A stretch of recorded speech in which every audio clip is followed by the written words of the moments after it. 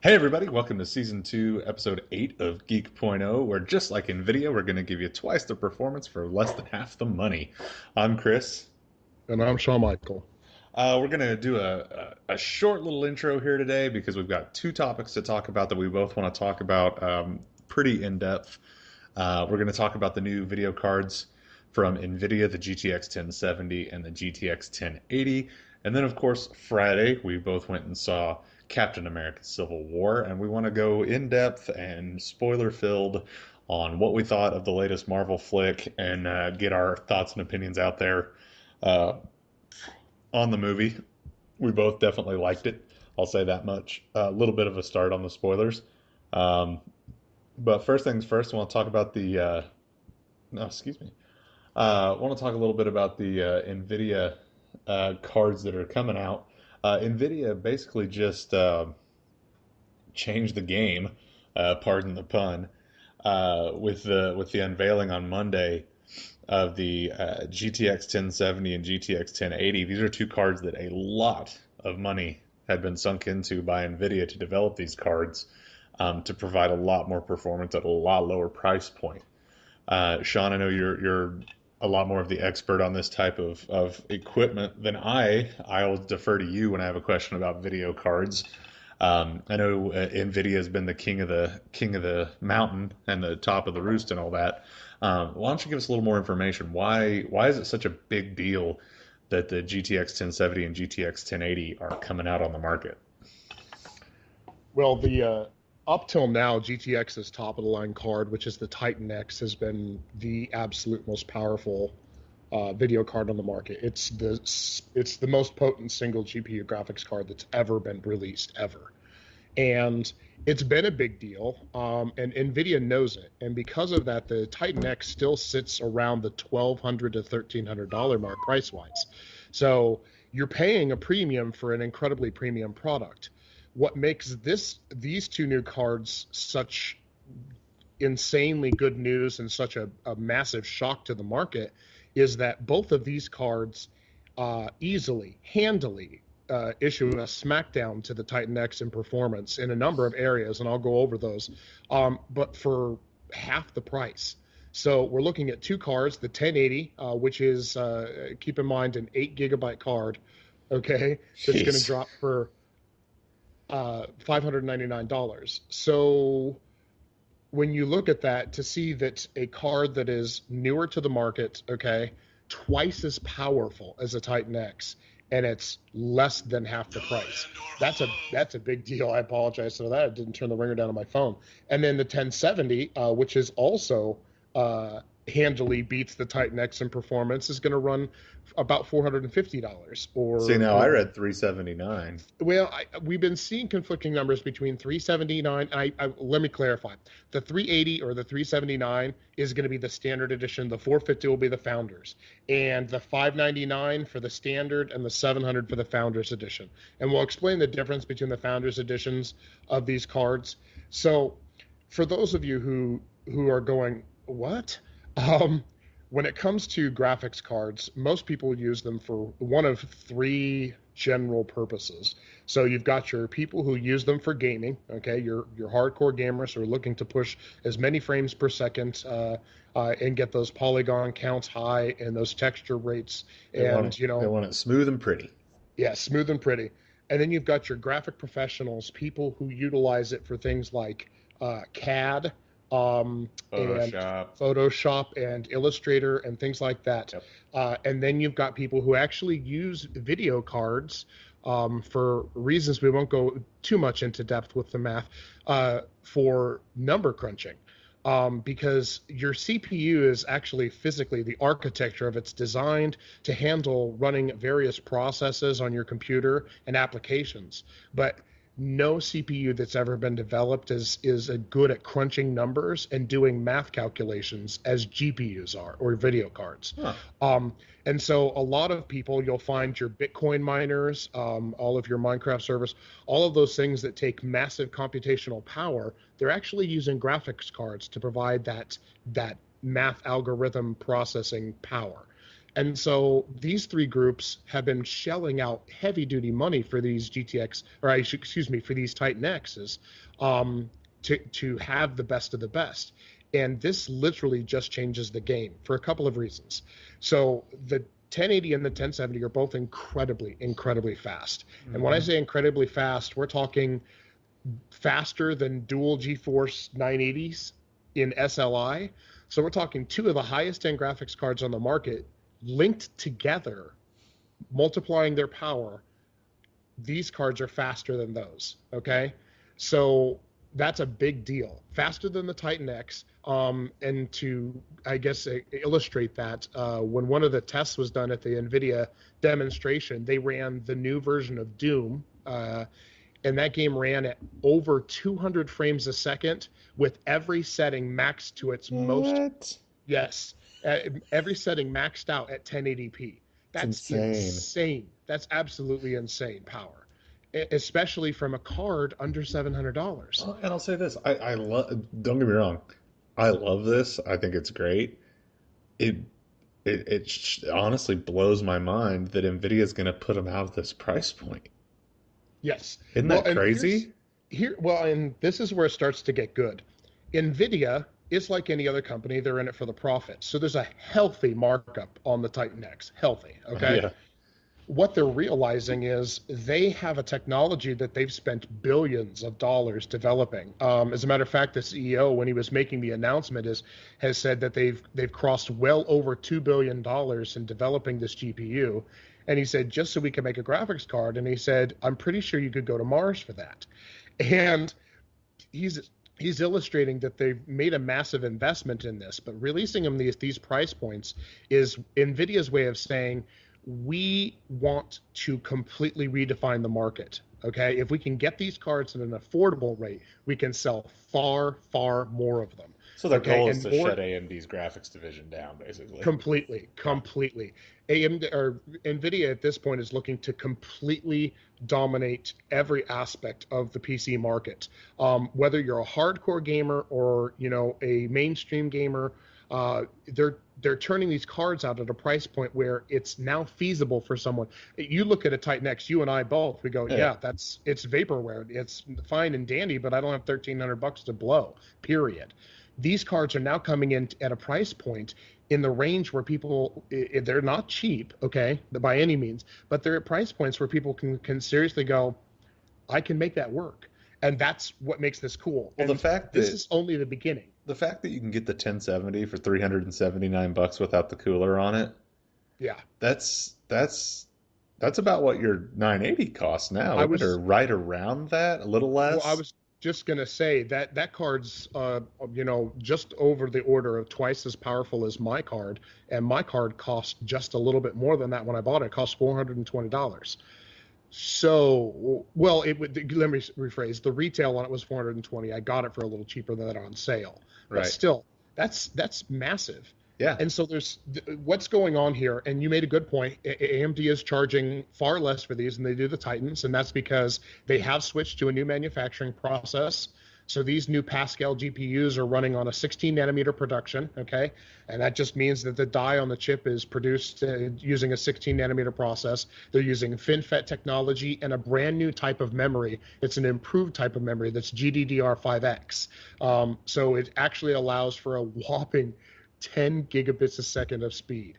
That's nuts. Yeah, the sheer gigapixel frame rates that these things are going to be able to generate are massive. To put that into perspective, the current GTX 980, okay, is capable of a max when it's overclocked of 7. So, I mean, this is a lot of numbers here, but the fact of the matter is it's just say it's incredibly powerful. It's a whole lot of numbers for a lot less numbers. Exactly. Is the numbers that matter. They're far, and speaking of less numbers, they're far more power efficient as well. So instead of having to use multiple power connectors, they're going to use a standard 8-power pin connector, and they use actually less power and generate less heat than the older cards. It's almost like buying a Corvette for the cost of a Honda Accord. It's very similar. Is what it's like, to go to just put it in a real world perspective. super high performance muscle for sedan pricing. Yeah, I exactly. mean, it's crazy. And we're not finished with features yet. So these new cards, they overclock like a monster. Okay. In the past, overclocking your GPU is a very It's it's a touchy. testy process. It's a touchy process Yeah. to be tinkered with only by those who are not faint of heart and very well versed in the process. And are You have to very monitor your willing to buy voltage. another card. Exactly. When you have the cash flow to be able to melt down an $800 card, Hmm. uh, that's when you overclock them. But these cards are built specifically for it. So, Oh wow. and then another new technology that Nvidia announced for these new cards is simultaneous multi-display. So the 1080 has a whole bunch of new software tricks running up its sleeve that allows it to actually very effectively generate multiple displays and power VR headsets. So instead of having to have multiple video cards in a system, for example, with the advent of VR now, where you've got to have one card powering the VR headset and another to be able to generate across multiple screens to show everyone else in the room what's going on in the VR environment, a single card can handle all of this now. Wow. So it can also supercharge traditional one monitor gaming as well. So there's a whole lot of stuff going on here. 4K resolution, um, multiple monitor, this SMP technology generating. Um, I want to say they said it was like a 30% frame boost in every single application when it comes to multi-monitor displays. But one of the coolest features, and this is one you're going to hear a ton of, okay? This is going to be one of the coolest things we see come from these cards. And everybody, once they hit the market, is going to be doing articles about this, is Ansel. So Ansel is an all-new in-game 3D camera utility. And I cannot illustrate to you, I can't express enough how awesome this is. It takes any content that you're looking at in a game, okay, and allows you to take a snapshot of it, much like you would take a screenshot of your desktop. But what it does is it creates an completely three-dimensional model. So it creates an entire 360-degree 3D image of everything that's going on. It maps every single angle and pixel. And Wow. the resolutions are up to 61,440 by 34,560. Gee, many So Christmas, dude. this means you could be playing, for example, for lack of a better example, I don't want to use the word use Doom, but for example, the Division. You can be running through an environment, take a snapshot, and then you can pause the game. You can actually go into that snapshot, pull it up in a VR headset, and you can zoom in on the textures in the people's faces. You can roam around in 360-degree world, walk around that image. This is unheard of technology. Yeah. The way Nvidia marketed it, or the way they explain Some it, is Tony that, Stark stuff, dude. oh yeah, absolutely. It says their marketing says this is an in-game 3D camera utility that lets you capture screenshots and manipulate them with numerous filters, brightness levels, and other options to create your own gaming masterpieces of your dreams. So this is huge, and people are just now getting a chance to kind of tinker and play with this. The cards, when they hit the market later this month, I guarantee you, you're going to see a flood of screenshots that will blow your mind that people have created. And keep in mind, these are all things that are rendered on the fly in a lot of these games. So to be able to generate screenshots, we're talking like Hubble telescope resolutions, guys. Okay, that's nuts Crazy. in a graphics card. So these are a big deal. And getting away real quick, and I'll shut up on these. What makes this so fantastic is not just that these cards are now going to be available for the general market for gaming and power users and things like that, but what Nvidia is starting with this. When they take something that's reference level like this and they bring it out at a price point that's accessible to everybody, what they're saying is, this is where we're starting with this technology. We can now roll this out to thousands of different purposes. Because it's so affordable now, we can now turn this into a scalable enterprise. So you're going to see all kinds of things where they're going to be micronizing this. One of the things that it makes light of is there was a recent interview that Peter Moore of EA did, and he was talking about the future of consoles, and he talked about how he thinks that there's a high possibility that the Xbox One and the PS4 will be the last generation of consoles. That in the future, the console will just be on a chip and it'll just be embedded into, TVs and things and monitors and things like that. You won't have to have an actual physical console. Well, think about that. If the power that we're seeing now in these graphics cards are coming out at these price points, we're not that far away from being able to pack far more graphical fidelity and power than you get in an Xbox One or a PS4 into a single chip that could be stuck in the back of your TV. Now your TV is the game console, everything all built into one. And that's what the world Nvidia is envisioning here, and that's what they're working toward with this new technology. Well, the other interesting thing I think about that is that it gives capabilities for laptops to be able to be much more powerful when you're talking about graphical computing. Right now, to get a laptop that has the video capabilities to truly do video rendering and Photoshop and all that stuff, it's a pretty big, still pretty heavy rig in most Very instances, and expensive. extremely expensive.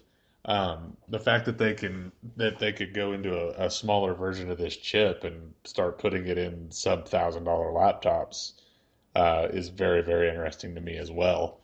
So man, it's just crazy to me. And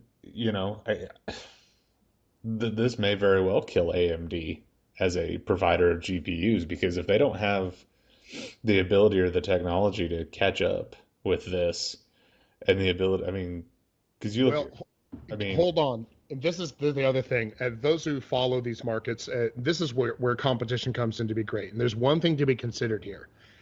No one saw this coming. yeah, Okay, no one. Nvidia has been talking about one of their skunkwork projects, that they were going to be doing something amazing soon, but no one imagined this scale.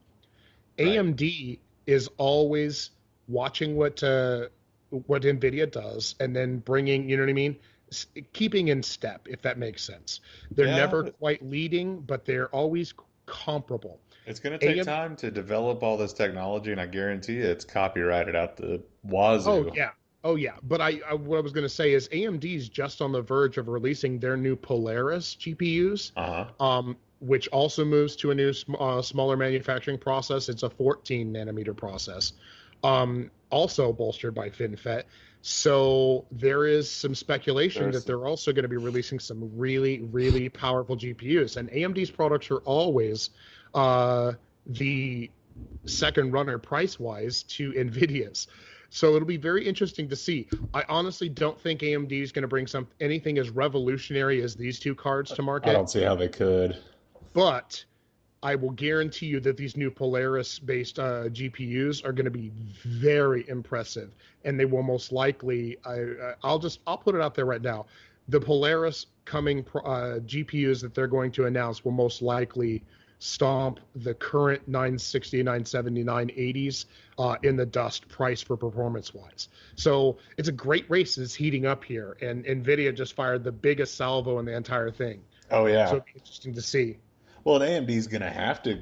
I mean, to continue to compete, the new Polaris chips are going to have to be faster and cheaper than the R90s that they have out now. I mean, there's no question that's what has to happen. Yeah. If they give similar performance to, let's say they give similar performance to the 1070 and 1080, but are $200 or $300 cheaper across or $200 or $300 more, it's not going to matter. No. Nvidia is going to keep the momentum and keep it up. So And at this point, Nvidia is the Apple of the graphics card world. They have the money to lose, so they are in a position where they can, market these cards as a loss leader and count on quantity of them over right. the amount of price, so they can make it up in volume. Well, Whereas Nvidia and they're AMD can't do that. they're Apple innovative with Microsoft adoption rate. There we go. Yes. Yes. So they're the best of both worlds. Even though they kind of bork it a little bit a year or so ago with some chips that were uh, not necessarily living up to the standard that they put out there. Yeah, yeah, yeah. The 970 they had a little trouble with, and Partially just a but misunderstanding with marketing. I want to say it was just kind of a mistake in the representation of the marketing. Yep. But Nvidia is they're pretty true to form. Yeah. I I like to use the analogy that they always make big claims, but rarely to the extent of hyperbole. Um, so they usually deliver pretty well on Yeah. what they promise. And Absolutely. these cards have shown that in demos so far to be just jaw-droppingly amazing. So just check them out, guys. Keep watch. The GTX 1080 drops May 27th, and the 1070 will follow on June 10th. The 1080, which is the big bad boy, is an 8 GB card it's got 8 GB of GDDR5X, 10 gigabits to speed, and supports resolutions up to 7680 by 4320 at 60 hertz. Oh my God. What is that, like 16K? It's retarded. And well, it's almost double 4K, so it's Yeah. almost 8K. So 8K. I was just being Almost 8K. facetious, but still 8K. Yeah. So the 1080 will come at $599, and 699, and then the 1070 will come out at 449 and 379. And real quick, let me just explain the difference in those. Those higher price points that I originally mentioned, which are the 699 and the 449, those are for the Founders Edition cards. The only real difference you're going to see there, these are being billed as reference cards, so they're going to be geared more for your graphics professionals. That from what we've been told, or what Nvidia's marketing materials have said, they come with a specialized cooler on them to help keep them cooler. But there has been no confirmation that they're actually pre-OC'd or pre-overclocked. So it sounds like you're going to be getting essentially the same card, but it's going to be designed for better cooling to allow you to overclock them a little higher than you would one of the standard models. But I guess I gotta ask the question, at these specs, why in the world would you need to overclock it other than just for bragging rights? None. You know what I mean? So Yeah. I'll save the hundred and some odd dollars and not get the cooler on it. Yeah, I have no interest in the reference cards for the Founders Edition of either. Yeah. So with that, I'm sure there's probably a few people out there that we lost a little bit with all the tech speak, but that's okay. That's okay because we saved the pop culture for the second half here. We both went and saw with our wives on Friday at the old trusty B&B in Ozark, Missouri. Went and saw Captain America 3: Civil War. What did you think? Um, I was I was pleasantly surprised. Well, let me get a little bit something out of the way. Everybody and their mother is calling this the best Marvel movie that ever happened. Do you think it's the best Marvel movie? Now I that you've have had to time say to think on it. I have to say no for a couple reasons. Do I think it's exceptional?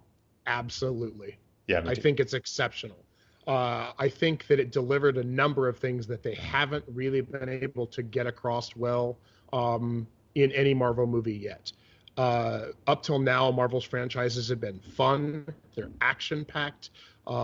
They touch on societal issues in some areas, but they never try to get too deep. Mm. This one, Iron Man 3 failed when it tried to Winter Soldier pull. did a good job getting deep.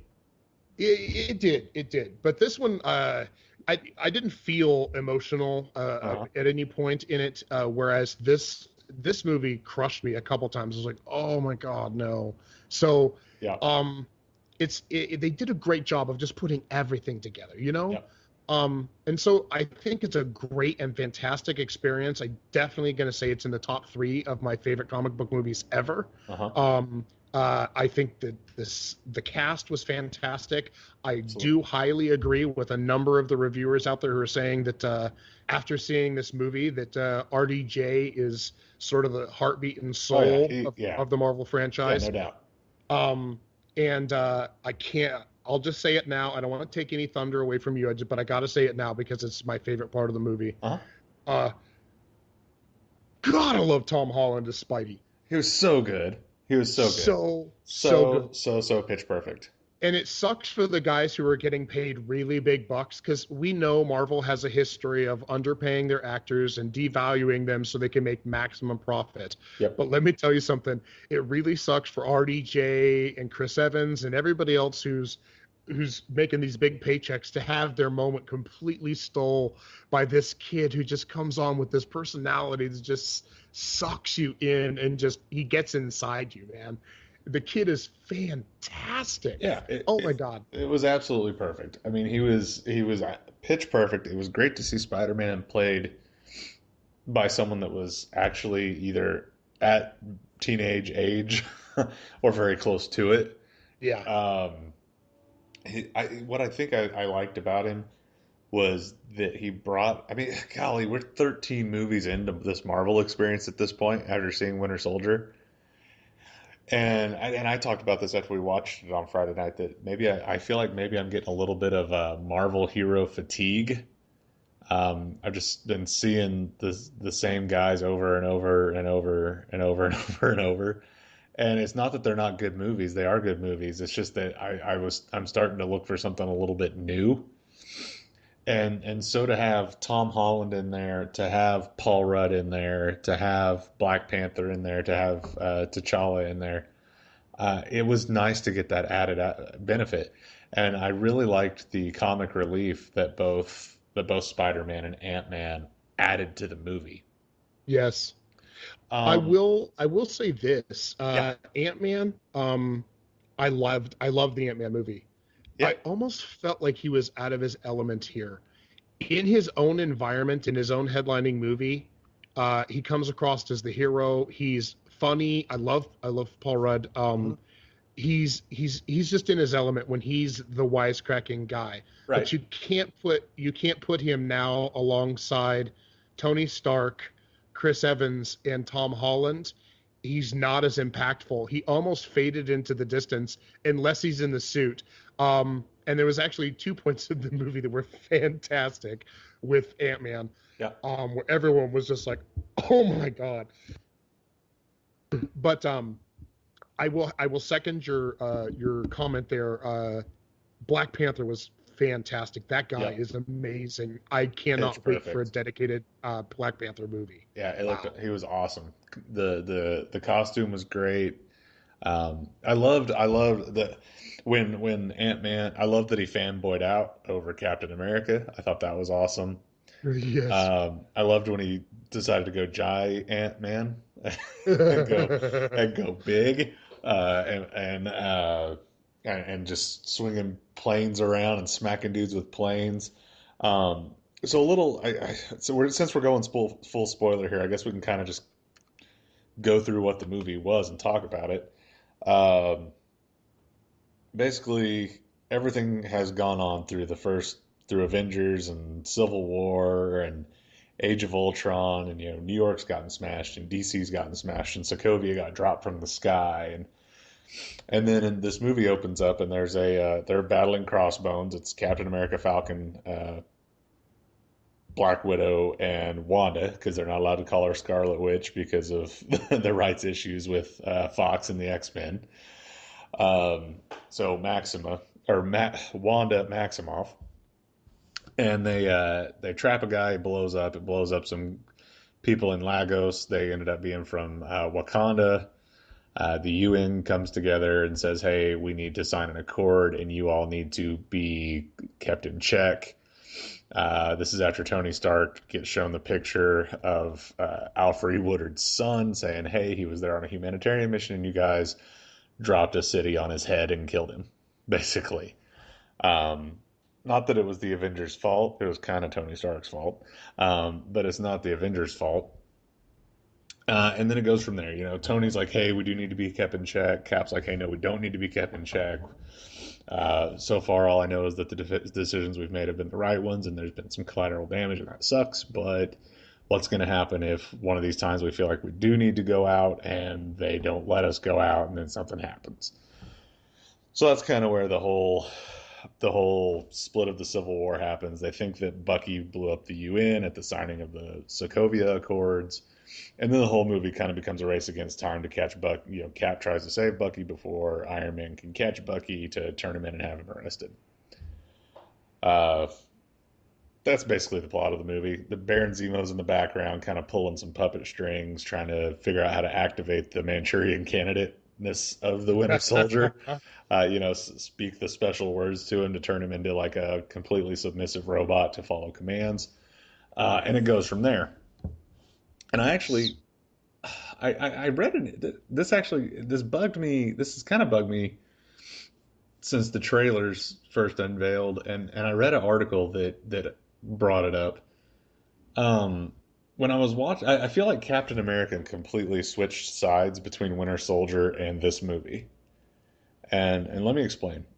In Winter Soldier, his whole thing is he gets ticked off when Nick Fury takes him down to the basement and shows him the four helicarriers that are going to be able to sniff out problems before they happen and huge government power and blah, blah, blah, blah, blah, blah, blah, with no oversight. And Captain America has a huge problem with this. But in this movie, he wants to be in a bad AMFer like paratrooper gang that has absolutely no government oversight and is the ultimate power. Do you get what I'm saying? So like he feels in like regards to Cap, yeah, I'm talking to Cap. Yeah, in the first in the Winter Soldier, he feels like there needs to be oversight and the citizens have a right to be involved in what the government's doing. yes, But very then much so. But then in Civil War, he's saying, hey, we should be able to be our own thing. We don't need any oversight because we know what's best and what we're doing is the right thing. Yeah, but he seems really conflicted about it. Like Yeah, the emotion, the way they portrayed Evans's struggle with that concept. And I can't remember the exact way he phrased it, but uh, his governments concern. always have an agenda. Yeah, well, Yeah, governments always have an agenda, and secondly, that people will die before governing body would vote to allow them to help, and he can't. absolutely. And that was his concern: is he can't let a citizen down. Right. He's apple pie and American pride. In his mind, he hasn't done his job. He's failed completely if he puts anyone at risk while he waits for someone else to make a decision on whether or not he's allowed to do what he needs to do. And so Right. he's starting to see the other side of bureaucracy at that point, Uh-huh. and he doesn't like it. Well, that's what's You know? rough. That's what's rough for him as a character, and this is totally a Captain America movie. I mean, it's not it's not Avengers 3. It is I mean, I guess you could almost call it Avengers 2.5. But it is a Cap movie. The all of the main beats of the movie, all of the main plot points hinge around what Steve Rogers is doing, and Iron Man is there kind of as a playoff of what Captain America is doing. So I get what you're saying there as far as he's conflicted and stuff, but I guess I almost feel like Stark and Rogers should have been flip flopped on their sides in a way I gotcha. Because because Stark's always the egotistical one who doesn't think anybody should be able to tell him what to do. right. Yeah. Right, pretty much. And I think, and maybe that's why it bugged me because I felt like it played off type for the two of them. But man, outside of that, I really enjoyed it. The only other thing that was a concern for me was Zemo's mastermind plot. And I'm just gonna get this out of the way here. The mastermind plot was to tear down the Avengers from the inside because once again, Sokovia got dropped on somebody and it killed him. I think it's his family was what it was. But was to tear down the Avengers from the inside. And his whole plot hinged around Cap and Bucky coming to the place where where these other Winter Soldiers are, but then Iron Man also being there too. And there was no way for him to know that Stark was going to be there to watch the video of December 16th, 1991, when, spoiler, Bucky murdered Tony's parents. The Winter Soldier killed his parents. There was no way for him to assure that Stark would be there to see that video. You know what I mean? Yeah, that's a good point. It was kind of luck and happenstance that Stark ended up in the room because he started to have kind of a change of heart when it was found out that this therapist was this interrogator was killed and Zemo took his place and Bucky had been framed and all this. And so he's like, "Oh, this happened. I need to go make sure my friend is okay because something nefarious is afoot." And so Yeah. he flies out after him, and that's complete luck and complete happenstance. Zemo didn't know they were going to find the body of the interrogator in the hotel room, and so Yeah. Look, a couple little plot it's holes almost, there. and I know this is going to sound bad. It's almost BVS flimsy when it comes to Lex Luthor pitting Batman against Superman when all Superman had to do was land and go, "Hey, Bruce, he took my mom. Her name is Martha. Yeah. Let's go get her." And that whole climactic scene would have been put up. But I will say this: the plot was a lot more linear. It was easily understandable. It didn't jump around. There weren't huge holes in it. Outside of those, the main thing was Zemo's plot felt lucky. You know what I mean? Yes. So outside of that, man, what did you like about the movie? I know you liked Spider-Man. What else did you like? Well, real quick, to tie this in, Spider-Man I did really like, but not just because of his character. I also loved the writing. The writing was Yes. fantastic. And a lot of the dialogue, they were very, very edgy with it. Falcon, when he was in the jail cell, when he said, "You're going to have to go Mark Furman on my ass to get that information out of me," Yes. I almost died, dude. Yep. Because There's a the funny lot thing of laughs about at it the is, theater on that. so many laughs. But then I started thinking about it, like half the people in that theater, in a normal theater, because we saw it at the adult theater, but half the Oh, people in a normal phrasing. theater At aren't a old enough 21 to and know over who the hell theater, Mark. not an adult theater. Yeah, yeah. Well, yeah. Let me rephrase. Yeah. Um, so we go to one that doesn't allow kids in because we like not being able We like to, being able to watch not having movies. to. Yeah, yeah, exactly. We like to watch our movies in peace. But there's so many viewers who are not old enough to even know where that reference lands, and Yep. it's fantastic I don't know, because dude. The it's, People versus OJ was a big deal this spring. well, I'm assuming it's because that's in the zeitgeist right now, so that's why it played over so well. But that was a fantastic quote. And then one of my other favorites is the one you just mentioned. I can't think of it right now. Uh, when he said, "Oh crap, it'll come to me." It was another pop culture quote, and I went, Oh, when he reference. called And him it the was, Manchurian Candidate? yes, he's Yeah, that like, was funny. yeah, "Hey, Manchurian Candidate, Let's go. let's go." I was just like, this is fantastic. But when I speak of the writing, the way Tom Holland's character was written, and then the way he looked at that and then portrayed it was fantastic. The way he nerded out completely on Bucky, he's like, "You have a metal arm? That's awesome." Yep. Like he's in the middle of fighting, and to him, it's all still fun. It's all this, he's got this wide-eyed wonder through the entire thing, and Well, that's part of what makes it so and magical. that's what I liked so much about Spider-Man was that I feel like I said a little bit ago that I was starting to maybe get superhero fatigue because like every month another like last month it was or March it was BVS, this month it's Civil War, next month it's X-Men Apocalypse, in August it's Suicide Squad, in November it's Doctor Strange, and then it all starts again and we got more superheroes. And as big of a geek as I am, maybe I'm starting to get a little fatigued by it because I should have been more happy and excited and grinny and smiley walking out of this movie than I was. And if it hadn't been for Spider-Man being there to give a little bit of the childlike wonderment to it, I probably would have been even less like less excited about what I had just seen. He almost Yeah, added a fanboy element to it to add to it. he did. And that's another thing I liked about the movie. And the Russo brothers. They can make every superhero movie as far as I'm concerned.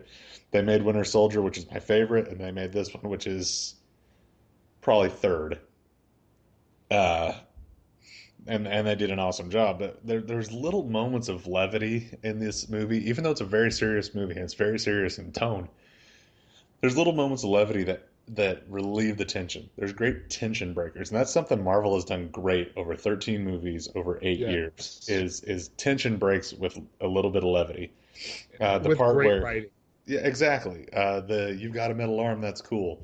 The part where Spider-Man beats the crap out of Winter Soldier and Falcon, and they're laying there webbed to the floor, and Falcon looks over at him and is like, "I hate you, man." I hate you. That part was great. The part where it's revealed that the blonde chick from Winter Soldier, was Peggy's niece, Oh and yeah. then Captain America and her make out behind a car after she makes fun of the Volkswagen Bug they're in as a getaway car. She's like Yes. she's like, I don't think you get the concept of getaway cars. Like it's incognito. And then they cut to the car, and Winter Soldier's like, "Hey man, can I get a little more leg room?" Falcon's like, "No." That No. was great. And then Steve and Sharon lock lips, and then they cut back to the car, and Falcon and Bucky are like, "Yeah, dude," like like grinning and nodding and like, "Yeah, bro," just crack. I mean, it's just little moments like that throughout it that's what Marvel does so well, and not that and they still take the material seriously. That's the Yes. big thing. And I don't want it to come off at any point in here like I didn't love this movie. I did love this movie. A lot. It was like I said, it's probably my third favorite. And I'll say this: Winter Soldier. I love Ant-Man. Love Ant-Man. And then this movie, and then probably Avengers, and then Iron Man. That's probably my top And five. see, for me, because of who I am and my character or my personality, the top slot goes to Deadpool I don't because count of that as a Marvel movie because it's not in the MCU. okay. See, if but for me, I get that. That would be my top slot if I counted it. But yeah. Okay. Okay, so for the comic book nerd, guys, who's official, he doesn't count Deadpool. For me, I count him because he's a Well, Marvel they're character and he's Well, they're fantastic. completely different movie universes. So if I go that route, then I have to throw Yeah, in all that's the true. Dark Knight movies and all that, and Okay, fair enough. and that's why I separate them. So So if in that case, and I do really enjoy Winter Soldier. I think Winter Soldier was such an incredibly well done movie. well, it completely Um, changed the entire landscape of the film franchise. That's what I yes, like it about did. it. And it was ripe to do so, Yep. especially after Iron Man 3. So like I think this movie though just put so much stuff together so well, and Yep. I think that's what I loved about it. Like I said, the writing is fantastic. There's so many quotes from the movie that I was just dying on, and they're so, like you mentioned, the tension breakers are so well put. Here we've got these forces coming together, or I should say, these teams fighting against each other, but they're people who in any other situation are the best of friends. I mean, Yeah, Black Widow and Hawkeye, for they're example. brothers and sisters. They truly care about Yes, each other. like in the battle there at the airport, Black Widow and Hawkeye. I mean, the closest of close, okay? Yep. And they get into that fight, and she asks him, she's like, "Are we still friends?" And he goes, "That depends on how hard you hit me," you know, Well, and then like, Wanda just like flings her across the airport like you were pulling your punches. I mean, yeah, yeah. that was a nice little dig. I mean, it Oh, was and when Iron Man calls Spidey into action, he's like, "I'm running out of under. patience." Under Ruth, you Yeah. know, these are those fantastic moments that Well, and then I love the part where they're in the middle of the fight and Ant-Man gets huge and and Tony's flying. He's like, does anybody have any amazing and spectacular does anybody have any amazing spectacular abilities that they have not shown off yet? That'd be oh that'd be yeah, great. absolutely, yeah. And then after Paul Rudd shrinks back down and falls, he's like, "Oh, does anybody have any orange slices?" I mean, Oh yeah, there's yeah. so many great lines in the movie. When It was, Falcon was like, "Tiny dude is big now," and one of my favorite lines in the movie was Spidey has been just energetic and enthusiastic, and he's talking through all of he's kicking ass, but at the same time he's just jabbering which and is so jabbering, perfect and, because that's a Spider-Man trademark. and it's a typical teenager Yep. trademark, which makes him so perfect. And Falcon says, "I don't know how many fights you've been on, but there's not usually this much talking." Yeah. Yeah. Absolutely. And let me ask you this, because it was announced that RDJ is going to be in the Spider-Man flick in Homecoming. Since they laid the groundwork that Pepper Potts and he are on the outs because he's staying Iron Man, how long do you think it is before Or Stark he puts the tries to hit boots on on Aunt Auntie. May? Oh yeah. Stark and I Aunt think May it's I think calling it's my shot. hilarious. I think it's hilarious that you and I talked before the movie about Marissa Tomei playing that part, Yeah. and we both said it's hard to believe her in that role. Picturing her play old Em. And then we get in the movie, and Tony's like, "It's hard to believe she's anybody's aunt," and I was like, You're abnormally "Yes, hot aunt. yes." I'm like, "That is fantastic." Yeah. Yeah. And since we're talking about dialogue and fun, when I Yeah. talk about writing, and since we're doing full spoiler, Yeah. um, I was crushed when War Machine went down. Yep. Um, Absolutely. that moment, like they did such a good job of writing that entire scene, vision, and the shot, and then watching War Machine fall, and then seeing Tony's panic. And I was wondering what was going to happen, how that was going to Well, play out. And Falcon too, Yeah, and even Falcon though they too. were on separate Falcon sides. suddenly was like, "Oh my god!" And when he hit, dude, my heart hit with him. My heart just literally sank through my feet. Yeah. And then when he gets on the ground, Iron Man's holding him, and Falcon walks up and he tries to ask if he's okay, and Tony just straight up Blast him in the repulsors him. chest. Yeah, he just Yeah. repulsors him, and it's such a tense, emotional moment. And I mean, it was like this major catalyst. And at that point, Tony was pissed. Before Yeah. he was mad, but he was like on a mission. At that point, it became a personal vendetta, and it was so well done, all aspects of it. Aside from the few little plot points with Yeah. Zemo, you know, I just I can't say enough good stuff about it. It was a fantastic movie. It wasn't perfect. I don't think it's the end all be all of all comic book movies like it's been made out to be, but it's truly exceptional, and it definitely ranks up there among the top. Um, Absolutely. Absolutely. so yeah, I mean, I would say it's Dark Knight good. I'll yeah, say definitely, that. I'd say it's Dark Knight good. definitely. So I mean, great movie, tons of fun. If you haven't seen it yet, I don't really understand why you're still sitting here listening to us talk, um, because of all the Yes. spoilers. But the one thing I also to wrap it up, the other thing that I liked is that they didn't wrap it all up in a neat, tidy bow at the end. Yeah, You know they what I said the mean? ending was going to be controversial The for a ending lot was of people. controversial. Steve is not coming back to the Avengers. It doesn't look like. I'm pretty sure he broke his home skillets out of jail.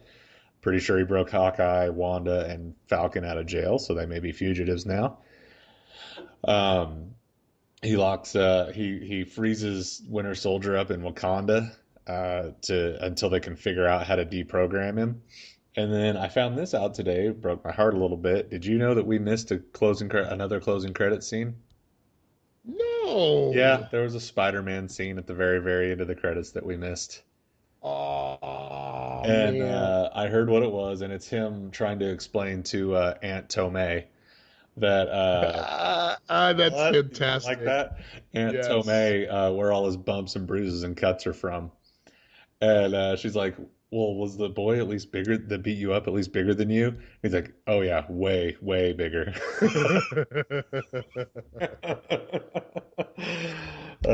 So it solid movie.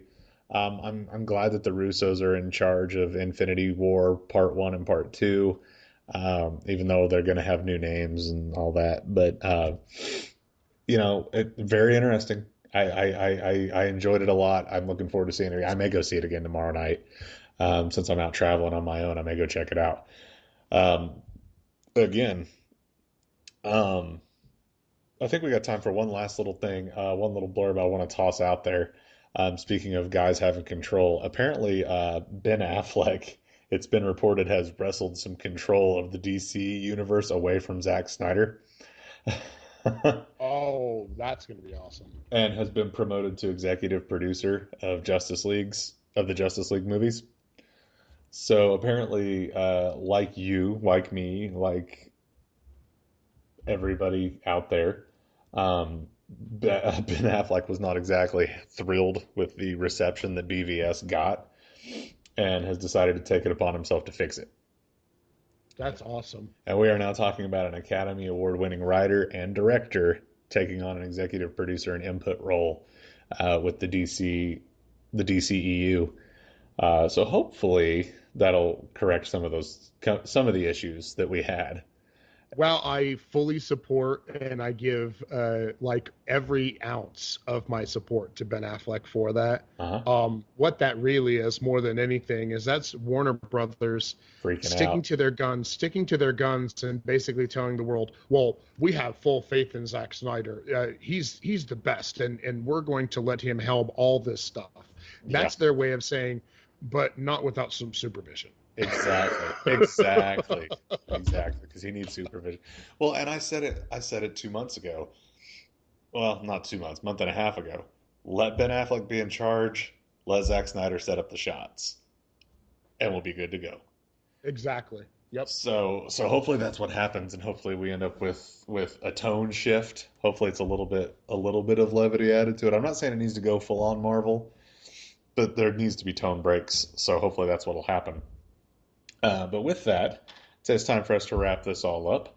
You can check us out all over social media. We're at Facebook, facebook.com/geek.0. We're on Twitter and Instagram at geek.0. You can visit our website, www.geek.0.com. You have to spell out the point, GEEKPOINT 0, the numeral 0.com. So with that, for Geek.0, I'm Chris. And I'm Shawn Michael. Have a great week, geeks.